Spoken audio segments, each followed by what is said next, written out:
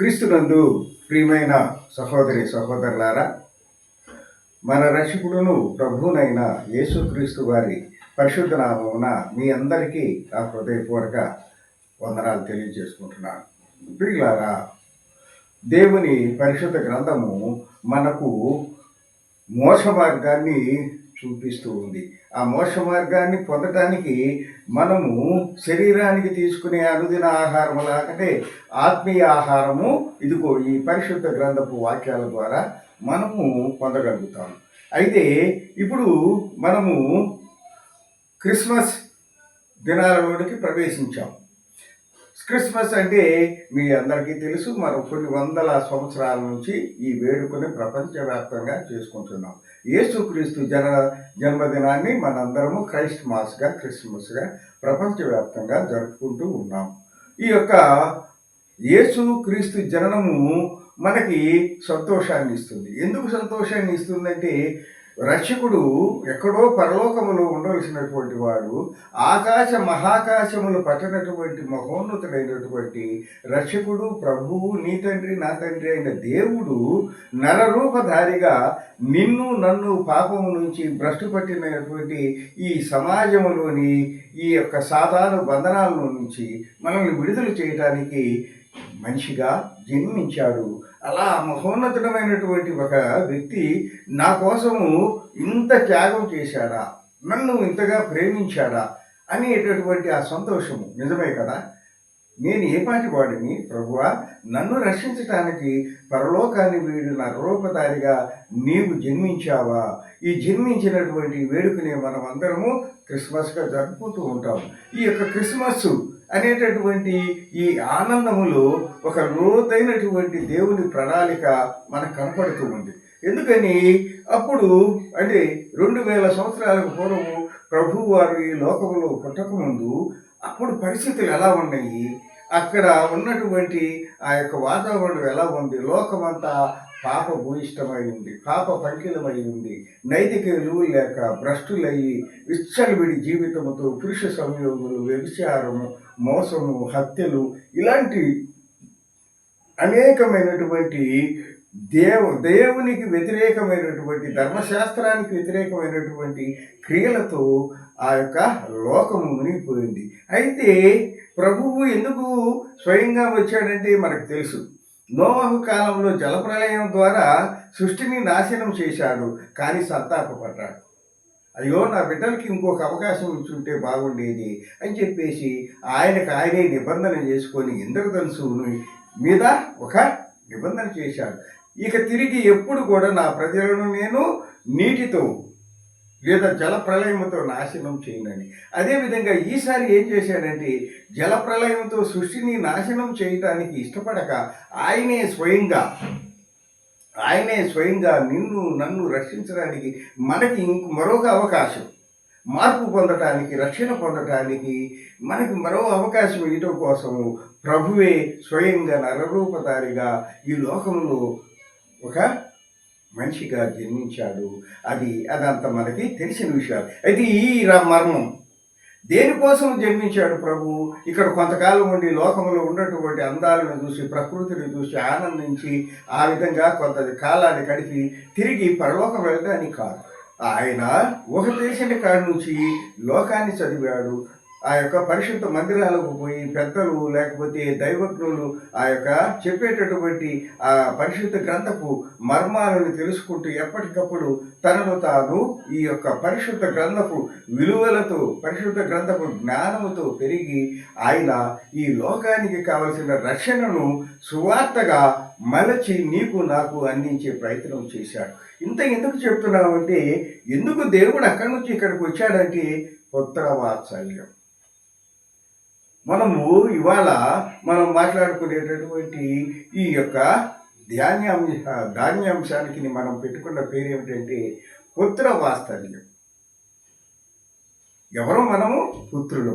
అయితే పుత్రుడిగా నువ్వు పిలిపించుకునే అర్హత ఉందా, యోగ్యత ఉందా అనేది తర్వాత విషయం. అయితే ముందుగా మనం ఎవరమే? ఆయన బిడ్డలం. కనుకనే ఆయన తన యొక్క అపారమైనటువంటి ప్రేమతో, అపారమైనటువంటి కృపతో, కరుణతో నిన్ను నన్ను తన బిడ్డలమైన నిన్ను నన్ను రక్షించటానికి ఈ లోకానికి రక్షకుడుగా రావాల్సి వచ్చింది. రక్షించాడు.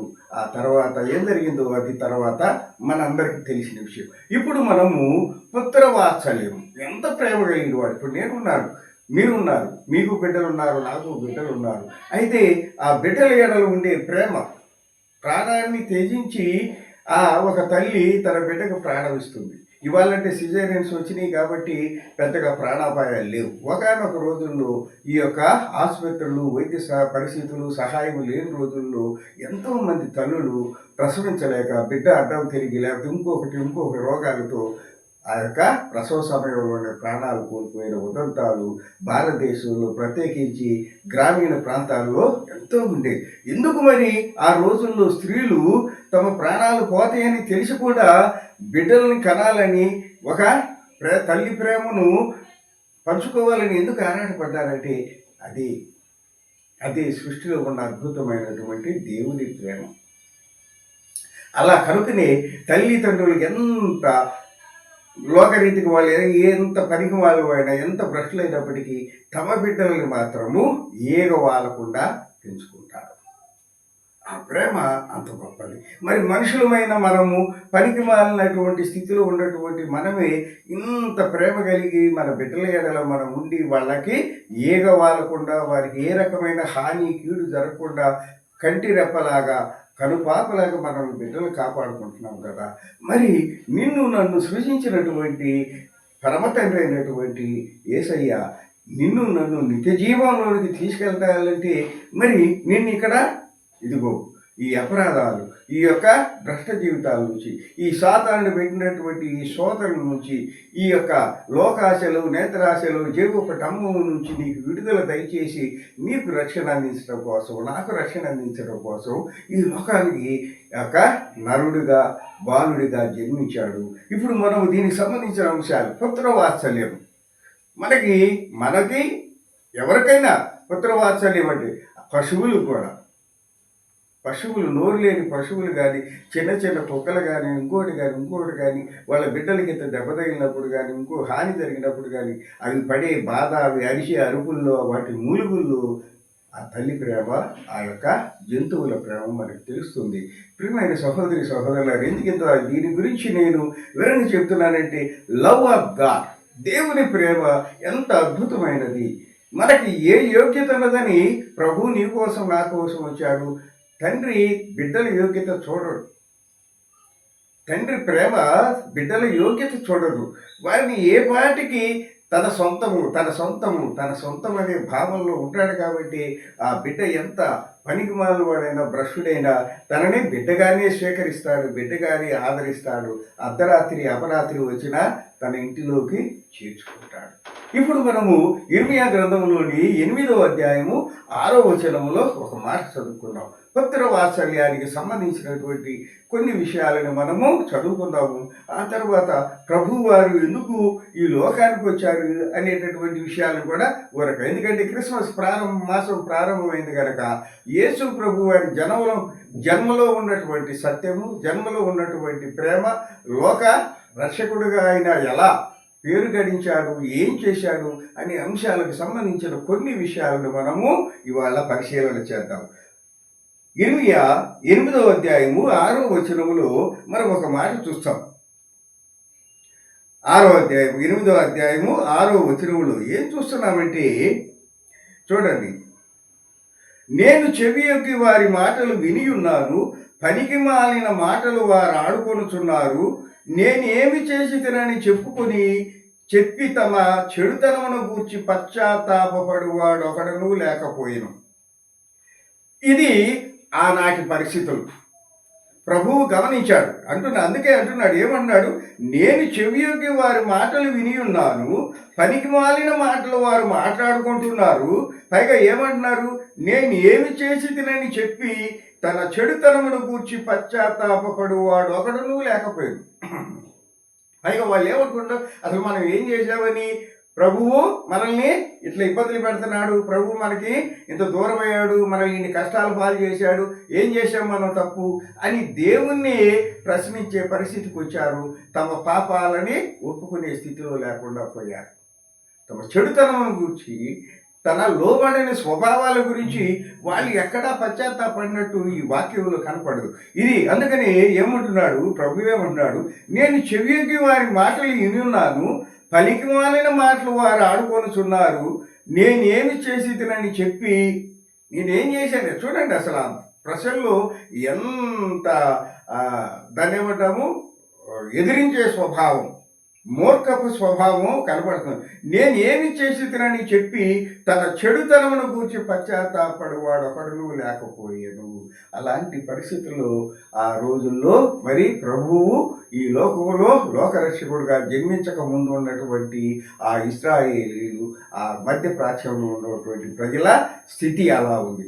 భ్రష్టులై కూడా వాళ్ళు దేవుని సన్నిధికి వచ్చి ఒప్పుకోకపోగా ఏమంటున్నారు, మనం ఏం చేశామని ప్రభు ఇలా మనల్ని శిక్షిస్తున్నాడు, ఇలా మనల్ని వేధిస్తున్నాడు, ఇలా మనకి కీడు కలిగిస్తున్నాడు అని చెప్పి అనుకుంటున్నారు. అప్పుడు ప్రభువు ఆయన మనసు చూడండి, అందుకనే ఆయన రక్షకుడయ్యాడు, ఈ సృష్టికే తండ్రి అయ్యాడు, నీకు నాకు మనందరికీ మోక్షాన్ని ప్రసాదించే పరమ శక్తి స్వరూపుడయ్యాడు. ఇక్కడ ఏమంటున్నాడో చూద్దాం. 8వ అధ్యాయము మనము 18వ వచనం నుంచి 21వ వచనం వరకు చదువుకుందాం.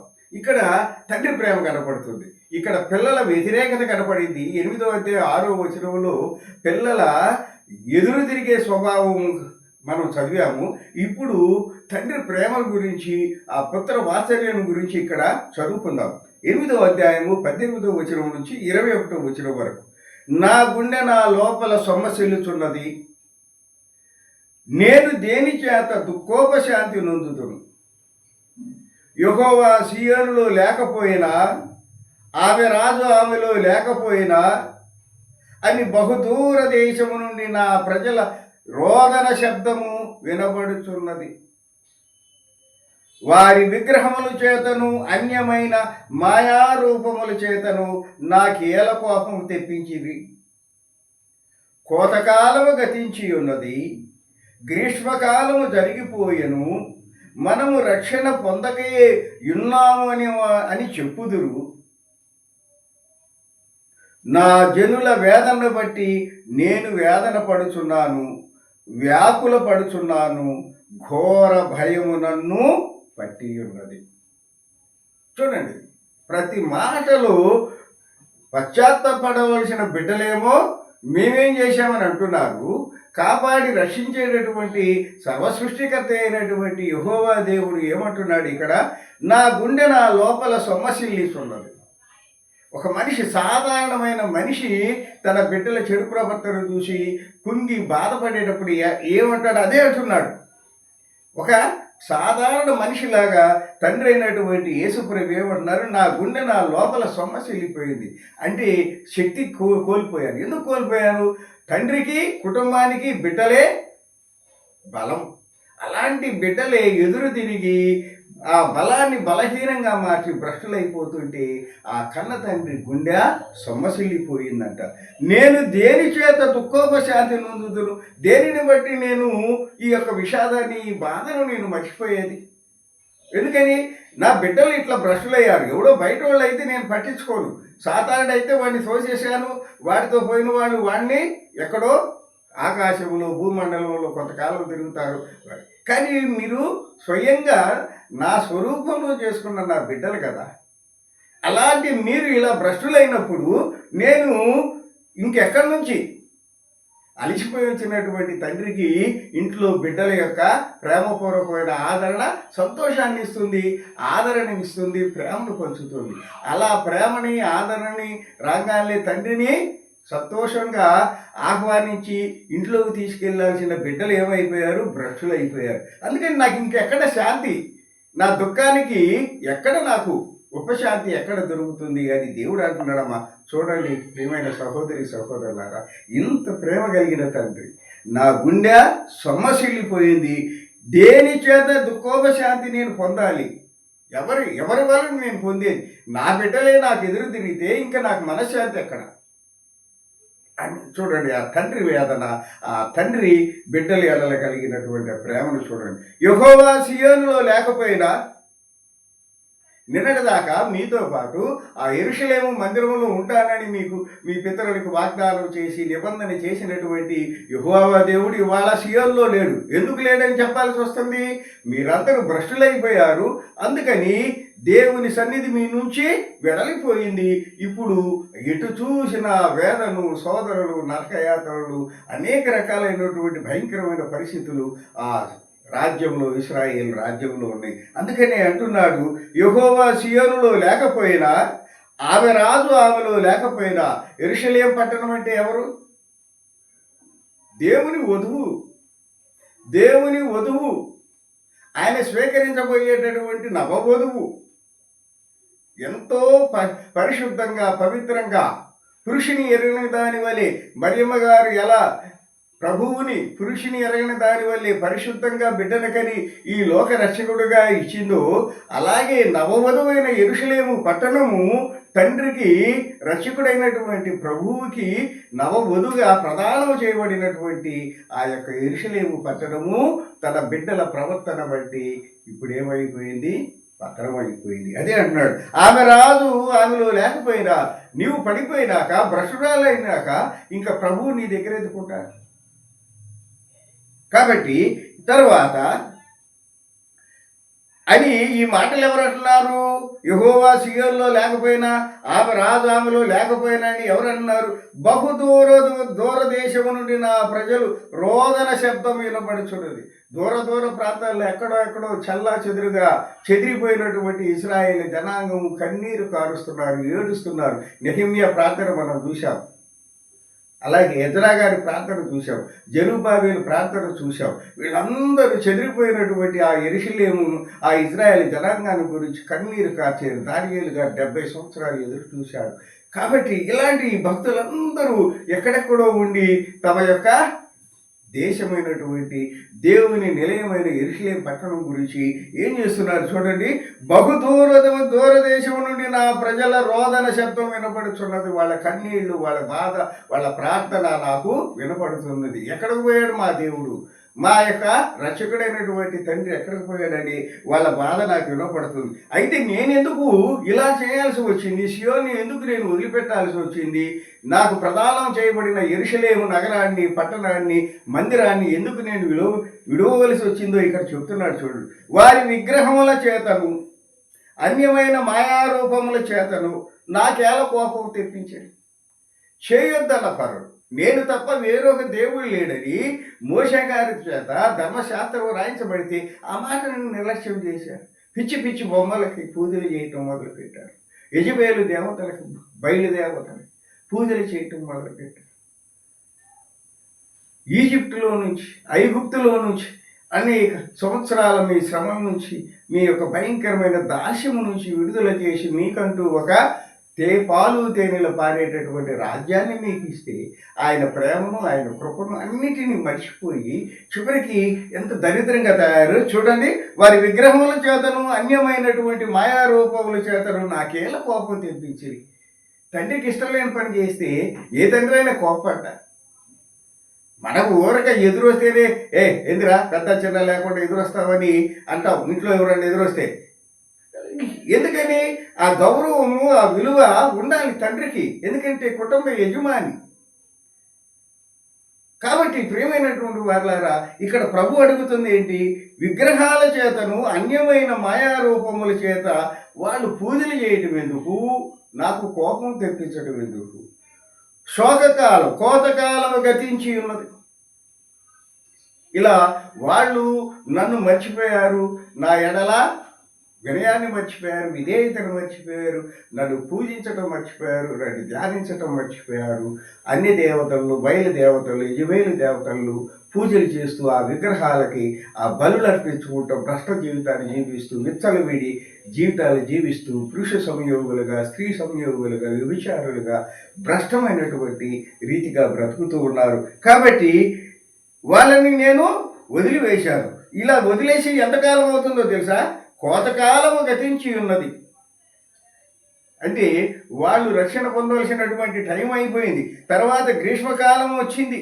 మళ్ళా ఈ కాలము వాళ్ళ కళ్ళ ముందే గతించిపోతుంది. మనందరికి 3 సీజన్లు అయితే ఆ మధ్యప్రాచ్య దేశంలో 2 సీజన్లు. ఒకటి కోతకాలపు సీజను, రెండోది గ్రీష్మకాలం. కాబట్టి సంవత్సరంలో ఆ 2 ఋతువులు జరిగిపోతూనే ఉన్నాయి, సంవత్సరాలు గడిచిపోతున్నాయే. కానీ మనము రక్షణ నొందకే ఉన్నామని చెప్పుదురు. మళ్ళీ ఇది ఉంది, ఆలోచన ఉంది, వాళ్ళు మనం తప్పు చేస్తున్నామని అవగాహన ఉంది. కానీ ఆ తప్పుడు మార్గంలో నుంచి దేవుని మార్గంలోకి రాలేకపోతున్నారు. ప్రియమైన సహోదరి సహోదరులు, మనం కూడా అంతే. ఇదే కొత్త విషయం కాదు. మనం ఒకసారి ఇప్పుడు ఈ వాక్యం చూడండి, ఏమంటున్నాడు? మనము రక్షణ నొందకే ఉన్నామని చెప్పుదురు. అనుకుంటా ఉంటాం, అవి నేను మారాలా, ఇట్లా ఈ పద్ధతి మంచిది కాదు, ఇంకా ఎంతకాలం ఈ పనికి మాలినా లైఫ్ ఆఫ్ ఇది వద్దు, స్టైల్ ఆఫ్ లైఫ్ వద్దు, నేను మారాలి, మా ఇంట్లో మా ఆవిడ బాధపడతారు, మా పిల్లలు బాధపడుతున్నారు, పెద్దోళ్ళు అయ్యారు అని ఇట్లా మనం అనుకుంటామే కానీ మారం. అదే ఇక్కడ మనము ఏమన్నాడు? మనము రక్షణ నొందకే ఉన్నామని చెప్పుదురు. వాళ్ళకి తెలుసు, వాళ్ళు భ్రష్ట జీవితం జీవిస్తున్నాం, తండ్రి అందుకే దూరం అయ్యాడు, మన ఆచారాలు, మన వ్యవహారాలు, మన వ్యక్తిగత జీవితాలన్నీ భ్రష్టు పట్టిపోయినాయి, కాబట్టి యెహోవా దేవుడు మనకు దూరం అయ్యాడని వాళ్ళకి తెలుసు.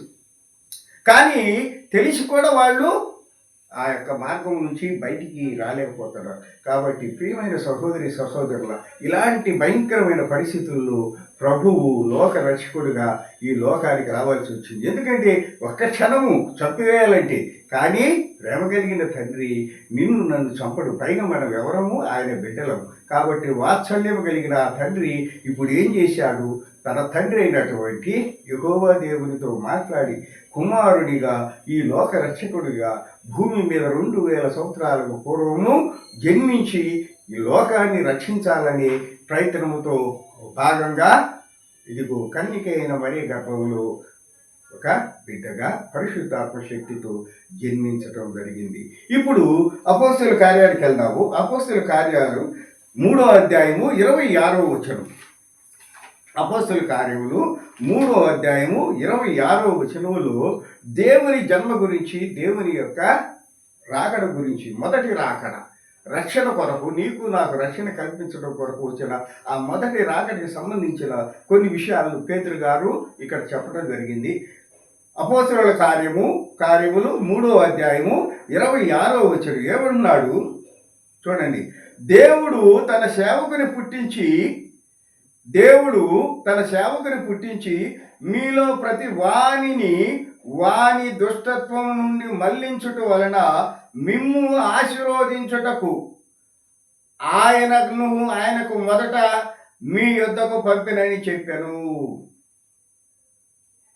ఇది ఎందుకు దేవుడు నరరూపధారిగా ఈ లోకంలో జన్మించాడంటే, చూడండి, దేవుడు తన సేవకుని పుట్టించి మీలో ప్రతి వానిని వాని దుష్టత్వం నుండి మళ్లించుట వలన మిమ్ము ఆశీర్వదించుటకు ఆయనను మొదట మీ యొద్దకు పంపినని చెప్పాను.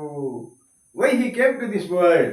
ఎందుకు వచ్చాడంటే, ఇదిగో నీ దుష్టత్వం నుండి నీకు విడుదల కలిగించడానికి, నీకు మారు మనసు కలిగించడానికి, నీ జీవన విధానం ఎంత భ్రష్టమైందో నీకు పరిశుద్ధ గ్రంథపు వాక్యాల ద్వారా, సువార్త ద్వారా తెలియచేసి ఆ భ్రష్ట మార్గము నుంచి, ఆ చీకటి అంధకార బంధురమైన సాతాను మార్గము నుంచి నిన్ను వాక్యపు వెలుగు మార్గంలో నడిపించడానికి, ఆ వాక్యపు వెలుగు ద్వారా నువ్వు రక్షణ పొంది దేవుని సన్నిధికి, తన సన్నిధికి, దేవుని సన్నిధి అంటే మన తండ్రి సన్నిధి అయినటువంటి పరలోక రాజ్యానికి నిన్ను నన్ను తీసుకుపోవటానికి వచ్చాడు. ఇదిగో దేవుడు తన సేవకుని పుట్టించాడు.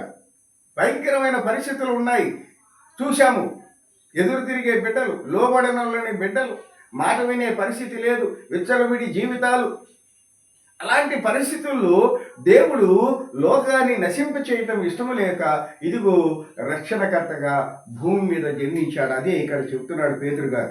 దేవుడు తన సేవకుని పుట్టించి మీలో ప్రతి వానిని వాని దుష్టత్వం నుండి మళ్లించటం వల్ల. ప్రియులారా, ఇది దుష్టత్వము అంటే మనకు అలవాటు అయిపోయింది. దుష్టత్వం అంటే మనం ఏదో సినిమాల్లో చూసినట్లుగా కాదండి, అది వేరు, అది సినిమాటిక్. బట్ వేరే real life is different from cinematic life. కాబట్టి నిజ జీవితంలో ప్రతిదీ మనము ఆచితూచి అడుగు వేయాలి. ఏముందిలే అన్నావా పడిపోయావు, ఏముందిలే అని అన్నావా పడిపోయావు, ఏముందిలే అని ఒక గ్లాస్ ఇట్లా పట్టుకున్నావా అయిపోయావు, ఏముందిలే అని ఒక పరాయి స్త్రీని మోహపు చూపుతో చూసావా అయిపోయావు, ఏముందిలే డబ్బు ఉంది అని విచ్చలవిడి జీవితానికి అలవాటు పడ్డావా అయిపోయావు. ఇప్పుడు కాకపోతే ఇంకెప్పుడు సుఖపడతామని బయటికి వెళ్ళిపోయావా, ఇక లోపలికి రా. ఇలాంటి భయంకరమైన పరిస్థితుల నడుమ నీ జీవితము నా జీవితము బంధించబడి ఉంది. ఈ బంధనాలు, పాపపు బంధనాల నుంచి విడుదల పొందాలి. నీ వల్ల అయ్యే పని కాదు, నా వల్ల అయ్యే పని కాదు. మన ఆలోచనలు అల్పమైనవి, చాలా వాటిని ఏమంటామంటే చిన్నవి. కాబట్టి మన ఆలోచనలు ఏమి మనల్ని మార్చలేము, మనల్ని బాగు చేయలేవు. దేవుని యొక్క పరిశుద్ధాత్మ కాపుదల, ఆయన కృప మాత్రమే నిన్ను నన్ను ఈ యొక్క పాప స్వభావం నుంచి, ఈ సాతాను పాప పంకెల బంధనాల నుంచి విడుదల కలుగు చేస్తాయి. అందుకోసమే ఇక్కడ ప్రభు ఏమన్నాడండి, దుష్టత్వం నుండి మీలో ప్రతి వారిని, ఇది ఒక కులానికి కాదు, ఒక మతానికి కాదు, ఒక ప్రాంతానికి కాదు, ప్రపంచంలో ఉన్న ఇన్ని కోట్లాది మంది బిడ్డలు ఎవరైతే యేసుక్రీస్తు వారిని నిజ రక్షకుడిగా అంగీకరించి ఆయన నా పాపముల కొరకు నన్ను రక్షించడం కోసమే రక్షకుడిగా నరరూపధారిగా ఈ లోకంలో జన్మించాడని విశ్వసించే ప్రతి ఒక్కరికి ఏమవుతుంది, ముందు దుష్టత్వం నుండి విడుదల కలగాలి. అలా ఎప్పుడైతే నువ్వు ఆ పాప జీవితం నుంచి విడుదల పొందుతావో వెంటనే నీకు ఆటోమేటిక్ ఏమొస్తుందో చూడండి, అదే that is the love of God. ఎప్పుడైతే నువ్వు దుష్టత్వం నుంచి మళ్లించబడతావో వెంటనే ఆశీర్వాదం, you are going to be blessed. నువ్వు దీవించబడుతున్నావు. నువ్వు దీవించబడుతున్నావంటే నీ కుటుంబం దీవించబడుతుంది. నీ కుటుంబం దీవించబడుతుందంటే నీ చుట్టుపక్కల ఉన్న కుటుంబాలు దీవించబడుతున్నాయి. అలా దేవుని వాక్యపు వెలుగు అటు ఇటు అంత ప్రసరించి ఉదయమును అంత చీకటిని చీల్చుకుంటూ సూర్యకిరణాలు ఎలాగ వచ్చి నీకు నాకు లోకానికి వెలుగునిస్తాయో అలాగే దేవుని ప్రేమ అనేటటువంటి, దేవుని ఆశీర్వాదం అనేటటువంటి వెలుగు నీ జీవితాన్ని, నా జీవితాన్ని, మనందరి జీవితాల్ని వెలుగుమయం చేస్తుంది, రక్షణలోకి నడిపిస్తుంది. కాబట్టి మిమ్మల్ని ఆశీర్వదించుటకు ఆయనను, ఈ కేమ్ మనల్ని శిక్షించడానికి కాదు, మనల్ని ఆయన శిక్షించడానికి కాదు వచ్చింది. కాబట్టి ఆయన ఎందుకు వచ్చాడు, మొదట మీ యొద్దకు పంపెను. ఎందుకు పంపెను? దుష్టత్వం నుంచి విడుదల కలిగించడానికి, ఆశీర్వదించడానికి. ఆశీర్వాదం నిన్ను ఏం చేస్తుంది? దేవుని సన్నిధిని నడిపిస్తుంది. దుష్టత్వం నుంచి విడుదల పొందటం వలన నువ్వేమవుతావు? ఆ యొక్క పాప జీవితం నుంచి విడుదల పొందుతావు. ఇలాంటి మహోన్నతమైనటువంటి ప్రణాళికతో నిన్ను నన్ను కాపాడటానికి ప్రభు అయిన యేసు క్రీస్తు వారు ఈ లోకములో నరరూపధారిగా జన్మించాడు. ఒక్క మాట చెప్పుకొని మనము ముగిద్దాము.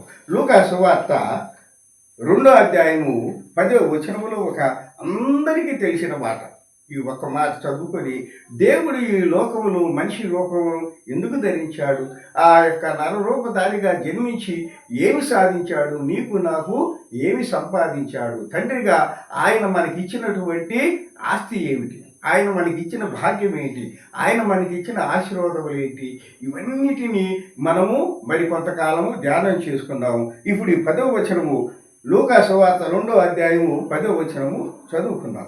ఏమంటున్నాడో చూడండి. ఆ దూత భయపడకుడి, అక్కడ ఉన్నటువంటి పాపము ఆ రాత్రిపూట గొర్రెలకు కాపలా కాసుకునేటటువంటి అమాయకమైనటువంటి ఆ గ్రామస్తులు, నిరక్షరాసులైనటువంటి ఆ కాపలాదారులు ఒక్కసారిగా ఆకాశంలో వెలుగుతూతలు కనపడంగానే వాళ్ళు ఉలిక్కి పడ్డారు. అలా ఉలిక్కి పడినటువంటి వాళ్ళని చూసి ధైర్యం చెప్తే ఏమంటుంది? భయపడకుడి. ఆ దూత ఏమంటుంది? భయపడకుడి, ఇదిగో ప్రజలందరికీ కలుగబోవు మహా సంతోషకరమైన వర్తమానము, ఒక సమాచారమే. ఏమిటా సమాచారము? సువార్త, మంచి వార్త. ఏమిటా మంచి వార్త? ప్రజలందరికీ కలగబోవు మహా సంతోషకరం. ఎందుకు మహా సంతోషము?